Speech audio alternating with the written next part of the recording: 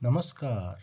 यस भिडियोमा शब्दस्रोत अर्थात् तत्सम, तद्भव र आगन्तुक शब्दका बारेमा चर्चा गर्नेछौँ। सबैभन्दा पहिले चर्चा गरौँ शब्दस्रोतको। नेपाली भाषा संस्कृत भाषाबाट जन्मेको भाषा भएकोले नेपाली भाषाको शब्दभण्डार धेरैजसो संस्कृत भाषाकै शब्दहरूले भरिएको छ र केही शब्द अन्य भाषाबाट पनि आएका छन्। यसै आधारमा नेपाली भाषाका शब्दहरूलाई तत्सम, तद्भव र आगन्तुक गरी 3 प्रकारमा बाँड्न सकिन्छ। तत्सम र तद्भव शब्दलाई मौलिक शब्द पनि भनिन्छ। स्रोतका आधारमा नेपाली भाषाका शब्दहरूलाई यसरी देखाउन सकिन्छ।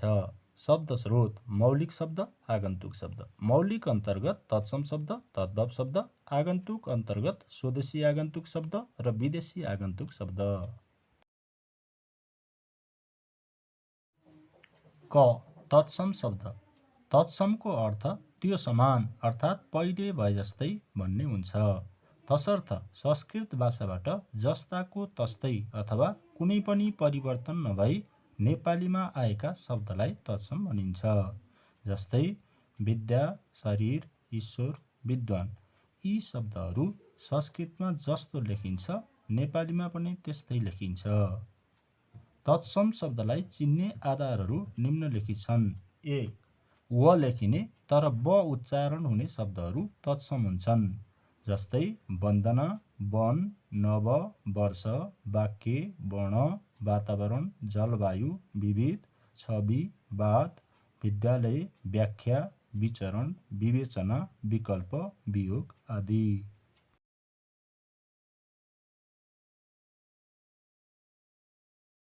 2.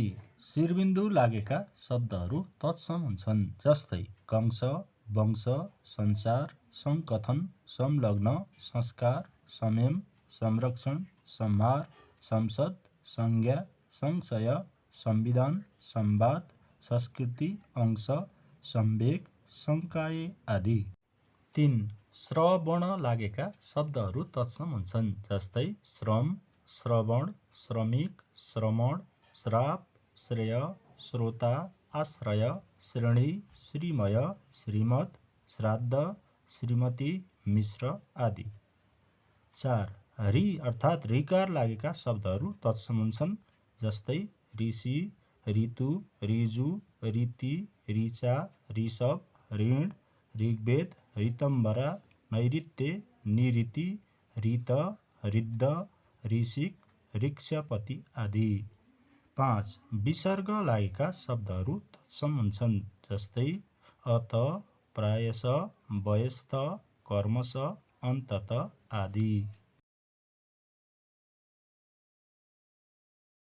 6. पञ्चम वर्णको प्रयोग भएका शब्दहरू तत्सम हुन्छन्। पञ्चम वर्ण भन्नाले 5औं वर्णलाई बुझिन्छ। जस्तै क, ख, ग, घ, ङलाई क वर्गका वर्ण भनिन्छ भने क वर्गको पञ्चम वर्ण ङ हो। त्यस्तै च वर्गको य, ट वर्गको अण, त वर्गको न, प वर्गको म पञ्चम वर्ण हुन्। क, ख, ग, घ अगाडि ङ आउने शब्दहरू। जस्तै अङ्क, शङ्कर, पङ्खा, शङ्ख, मङ्गल, गङ्गा, चङ्गा, सङ्ग आदि। च, छ, ज, झ अगाडि य आउने शब्दहरू। जस्तै अञ्चल, पञ्च, मञ्ज, पुञ्ज, लाञ्छना, व्यञ्जन, मञ्जुल, झन्झा आदि। ट, ठ, ड, ढ अगाडि अण आउने शब्दहरू। जस्तै घण्टा, कुण्ठा, कण्ठ, दण्ड, पण्डित, खण्डन, दण्ड, खण्ड आदि। त, थ, द, ध अगाडि न आउने शब्दहरू। जस्तै सन्त, मन्तव्य, परन्तु, पन्थ, बन्दी, बन्धन, इन्धन, गन्ध, भिन्न आदि। प, फ, ब, भ अगाडि म आउने शब्दहरू। जस्तै कम्प, चम्पा, पम्फा, अम्बा, लम्ब, स्तम्भ, जम्मा आदि। 7. य, अण, न, स, क्ष, त्र, ज्ञ वर्ण प्रयोग भएका शब्दहरू तत्सम हुन्छन्। जस्तै य पञ्चम, पुञ्ज, कुञ्ज, झन्झा, अञ्जली, सञ्चालन आदि। अण वाणी, निर्माण, तीक्ष्ण, क्षण, कण, निर्णय, सम्पूर्ण आदि। स शिव, श्रीष, शील, शिखर, शिर, शीर्षक, शीतल आदि। पेडचिरे स षड्यन्त्र, शिरीष, ऋषि, सुषुप्त, कुपोषण, कोष आदि। क्ष अक्षर, परीक्षा, निरीक्षण, परीक्षण, प्रक्षेपण, नक्षत्र आदि। त्र त्रिशूल, अभिनेत्री, मात्रा, जात्रा, यात्रा, नक्षत्र आदि। ज्ञ ज्ञान, प्रज्ञा, ज्ञापन, संज्ञा, ज्ञाता, विज्ञप्ति आदि। 8 शब्दको अन्त्यमा ची, टी, णी, ती, थी, दी, धी, नी, पी, भी, मी, री, ली, बी, सी, स्टी आउने अव्यय बाहेकका नाम शब्द तत्सम हुन्छन्। जस्तै ची सूची, रुचि आदि। टी कोटी, त्रुटि आदि। णी पानी, मणि आदि। थी तिथि, सारथी आदि। दी सिद्धि, वृद्धि, बुद्धि, रिद्धि आदि। धी विधि, निधि, उपाधि, अवधि आदि। नि अग्नि, मुनि, हानि, शनि आदि।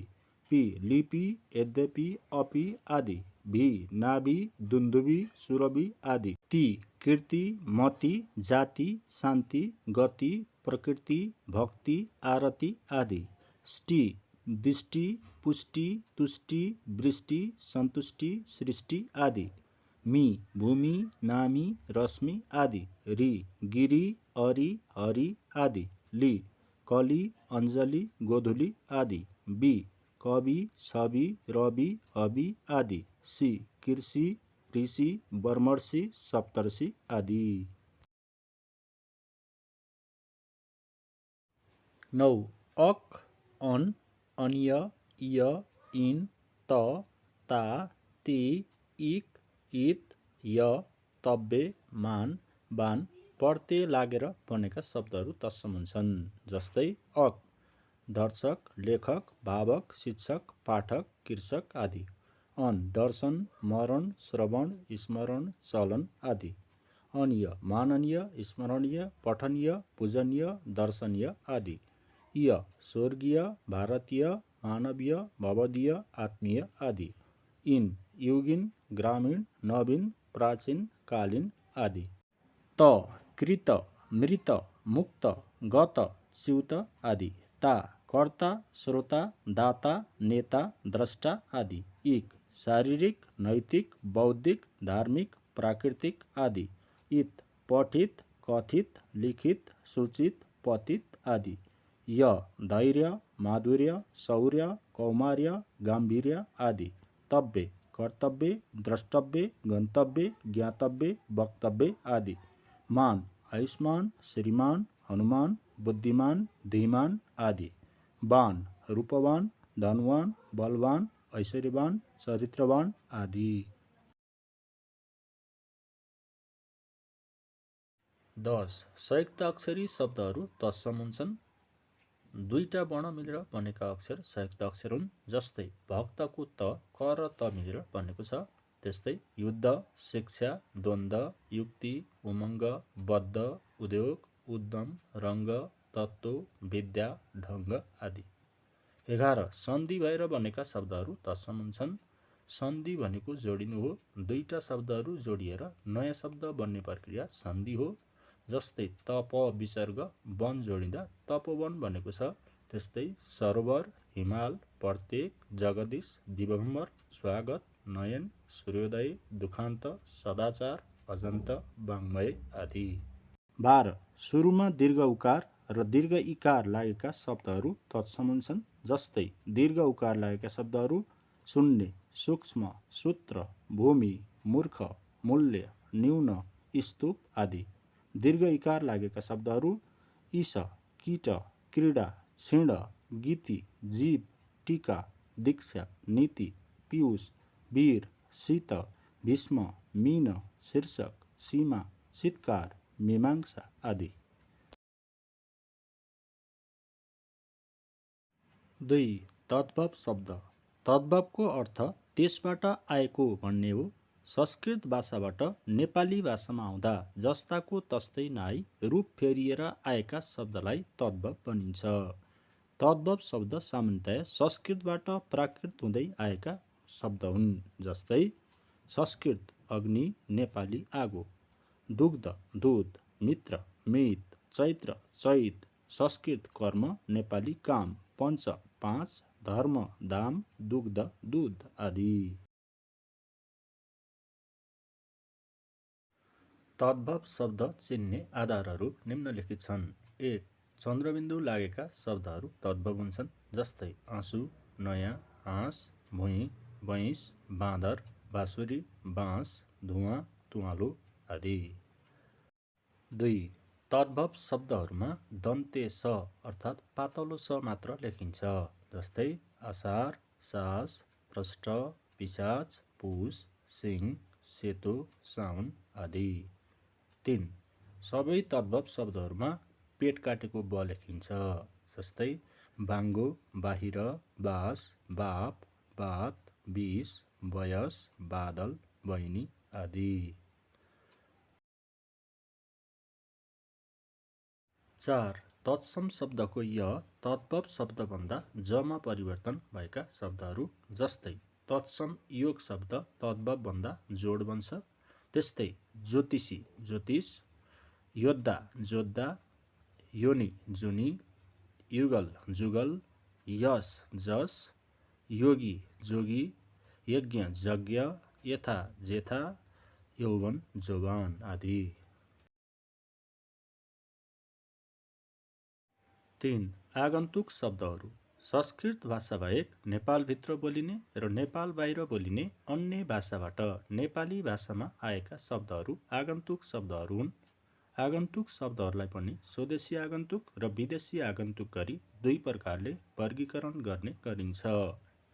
क. स्वदेशी आगन्तुक शब्दहरू। स्वदेशमा अर्थात् नेपालभित्र बोलिने विभिन्न भाषाबाट नेपाली भाषामा आएका शब्दहरू स्वदेशी आगन्तुक शब्दहरू हुन्। जस्तै किराँती भाषाबाट आएका शब्दहरू खम्बु, चाम्लिङ, मुन्दुम, याक्सुम्बा आदि। नेवारी भाषाबाट आएका शब्दहरू कौसी, क्वाँटी, गुबाजु, चाकु, पसल, ढोका, झ्याल, पर्खाल आदि। गुरुङ भाषाबाट आएका शब्दहरू घले, रोदी, घुम, राडी, खुर्पा आदि। तामाङ भाषाबाट आएका शब्दहरू घ्याङ, डम्फु, सेलो, च्याङ्बा आदि। ख. विदेशी आगन्तुक शब्दहरू। विदेशमा अर्थात् नेपाल बाहिर बोलिने विभिन्न भाषाबाट नेपालीमा आएका शब्दहरू विदेशी आगन्तुक शब्दहरू हुन्। जस्तै अङ्ग्रेजी भाषाबाट आएका शब्दहरू mobile, camera, television, computer, doctor, radio, table आदि। अरबी भाषाबाट आएका शब्दहरू अखबार, आखिर, इनाम, किताब, मालिक, हाकिम आदि। हिन्दी भाषाबाट आएका शब्दहरू जस्तै कबड्डी, धुर्की, झापट, जिलेबी, आपस, ठक्कर आदि। चिनिया भाषाबाट आएका शब्दहरू चिया, चाउचाउ, चाउमिन, मोमो, लिची आदि।